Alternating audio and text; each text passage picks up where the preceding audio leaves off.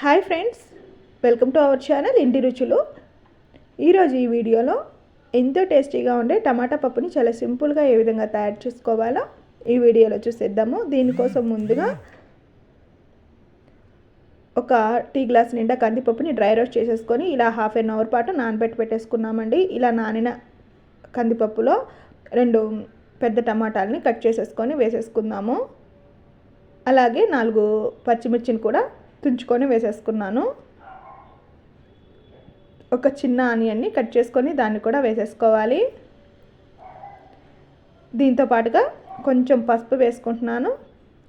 అలాగే కారాన్ని కూడా వేసుకుందామండి. ఇక మనం పచ్చిమిర్చి వేసుకొని ఉన్నాం కాబట్టి కారాన్ని చూసుకొని యాడ్ చేసుకోవాలి మన టేస్ట్కి తగ్గట్టుగా. ఇప్పుడు ఇందులో కొంచెం ఆయిల్ వేసుకుంటున్నాను. ఒక హాఫ్ స్పూన్ ఆయిల్ వేసుకున్నాము. ఇప్పుడు ఇందులో చింతపండు వేసుకోవాలండి.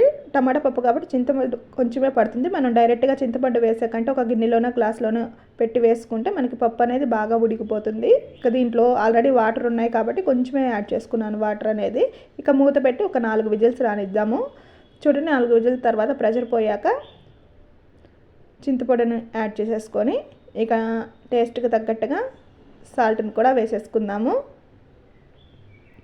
ఇక దీన్ని పప్పు గుత్తితోటి బాగా మెదుపుకోవాలండి. ఇక మనం చూసుకొని కన్సిస్టెన్సీకి తగ్గట్టుగా వాటర్ని యాడ్ చేసుకోవాలి. ఇప్పుడు నాకైతే కరెక్ట్గా సరిపోయింది కాబట్టి ఇక్కడ నేను ఇంకా వాటర్ ఏమీ యాడ్ చేయలేదండి. మీరు అవసరం అనుకుంటే కొంచెం వాటర్ యాడ్ చేసుకోండి. ఇక ఈ విధంగా పప్పుని మెదుపుకున్న తర్వాత పోపు కోసం స్టవ్ మీద గిన్నె పెట్టేసుకొని అందులో ఒక 1 స్పూన్ ఆయిల్ వేసేసుకొని ఈ ఆయిల్ హీట్ అయ్యాక పోపు గింజలను వేసుకున్నాము. అలాగే ఎండుమిర్చిని తుంచుకొని వేసేసుకోవాలి. దీంతో పాటుగా వెల్లుల్లి రెబ్బలు కూడా వేసేసుకుందామండి. అలా క్రష్ చేసి వేసేసుకున్నాను. ఇక కొంచెం ఇంగువ, దాంతోపాటుగా కొంచెం కరివేపాకును కూడా వేసేసుకొని ఈ పోపు వేగిన తర్వాత మనం ముందుగా మెదిపి పెట్టుకున్న పప్పుని ఇందులో యాడ్ చేసేసుకుందాము.